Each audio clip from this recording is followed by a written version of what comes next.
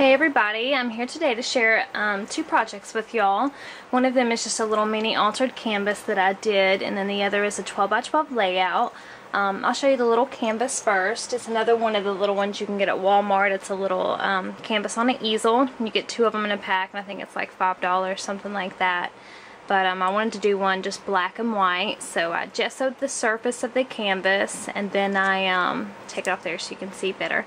I used a piece of lace, and I covered the canvas with it, and then I sprayed it with my Black Orchid Silver Lindy Stamp Gang, so it created this super cool effect. I don't know if you can pick all of it up, but it's really cool. And the piece of lace that I used was this one right here.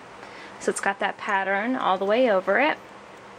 So I did that. I attached these Melissa Francis wings to the back of it, so just to give it some more, you know, character. And then I put, this is from, I want to say, Craft Reflections paper, maybe. It's Scrap at 45. I don't know if it was Craft Reflections or Old Curiosity Shop, but it says the privilege of a lifetime is being who you are, and I just cut it out and put it there. These are all from Curtain Call, the little stamps, one with the peacock feathers and the mime and the Eiffel Tower, and I just cut those out and kind of made a little fan shape. I put a little seam binding bow with a little I Am Rose's flower and then a little key there. It's like heart shaped, and it's coming out the bottom right there. Really pretty key. I've had that for a while. I put a little dress form here that I fussy cut from the Steampunk collection. And then I stamped these butterflies on acetate, and they are the Graph at 45 little butterflies. And then I just fussy cut them out and adhered them there with pearls on them. And then down here I just put some different laces across the bottom of the easel, and another little butterfly and a little lace like applique coming out right there. So pretty simple, but I like how it came out. It's all black and white, which is my favorite combo ever. So I did that, and then this layout I created was for the Once Upon a Sketch challenge this month, and I told you I've been trying to do layouts lately, so I did the Prima BAP sketch, and then I did this sketch from Once Upon a Sketch, and they pick a winner every month, and I mean, I really, honest to God, did not think I would even place like in the top 10. You know, I just wanted to use a sketch to kind of get started and challenge myself. And I was on the computer yesterday morning, and I was like, well, I guess I didn't place like I suspected, you know, talking to Chris. I was like, because I haven't heard anything from them. And I was typing in their blog while I did it, and then as soon as I got to the blog, I scrolled down, and I actually won first place. So I won the challenge out of like 160 people, and that's a huge deal for me because A, that's a huge site with tons of talent on there. I mean, these girls like have been doing layouts forever, and they're on, you know, a lot of design teams that are above and beyond like my layout skills. So I was really tickled, and all the ladies did such an amazing job. So I mean, I'm just floored that like my first layout that I submitted to a competition I won. So anyway, I'm just really happy and honored and humbled, and I was just like jumping up and down literally. But I created this one, and the challenge was you know, they had a sketch laid out, and then the theme had to be a season, and you had to incorporate journaling on there somehow. The background paper is Webster's Pages. I don't remember which one, but maybe the back of it will give y'all an idea. But I really like the color, so I did that. I did a lot of layering on the background. I adhered dictionary paper in different places. I did some whitewashing. I did some spraying. I did you know, lots of splattering of paints and stuff. I did my brick coming out there, and then up here as well. I just can't stand like a untextured, like smooth surface. Like everything has to be detailed in my work, so I just kind of went crazy with the textures in the background. I distressed it all the way up around with my Tim Holtz Distress tool. And then here, you can't quite tell from the picture, but I haven't adhered this to chipboard yet, so it's kind of flimsy, y'all. I apologize. But I cut an X in the paper, and I tore it back and curled it. Hopefully y'all can tell. And then I adhered this really pretty lace applique in there. Of course, it got covered up, but so it's super dimensional, and what I did is created like a little niche for my pictures to come out of.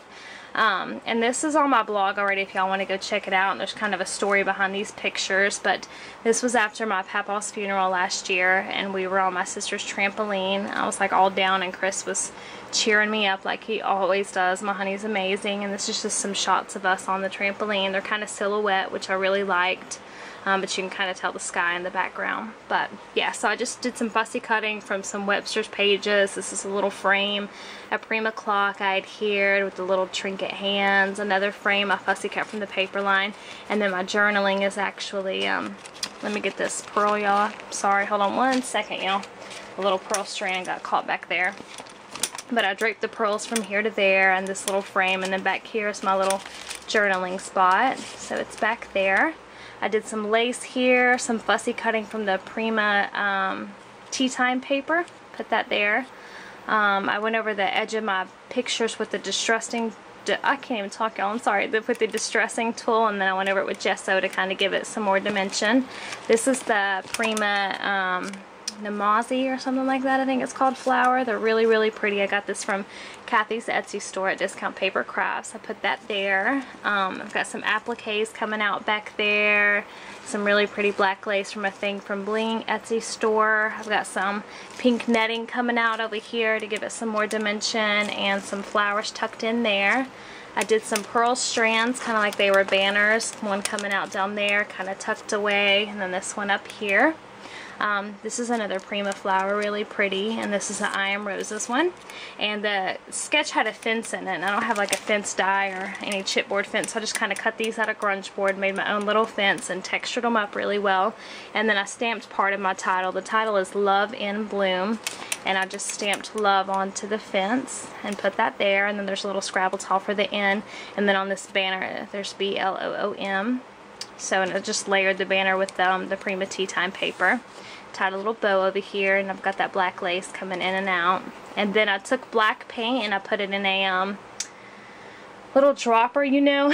I didn't have a medicine dropper, and the only thing I had was like those things that you use for like your baby, you know, like to squeeze in their nose. I'm not trying to be gross, y'all, but that's the only thing I had that kind of resembled a dropper. Hold on, I've got it right here, y'all.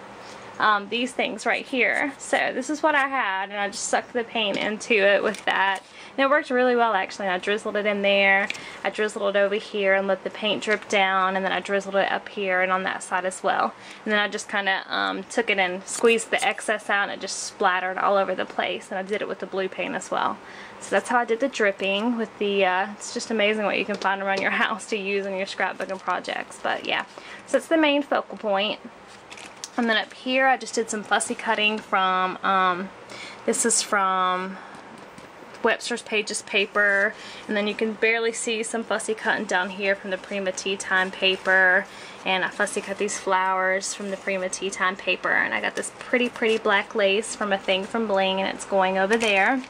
And then I took this from, I've got like a ton of different paper lines going on. This is Prima Romance Novel, and it says A Perfect Day.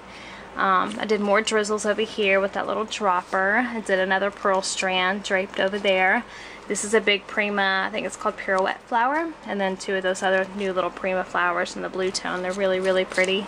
So I just put that there in the corner, and this was all sticking to the sketch pretty well.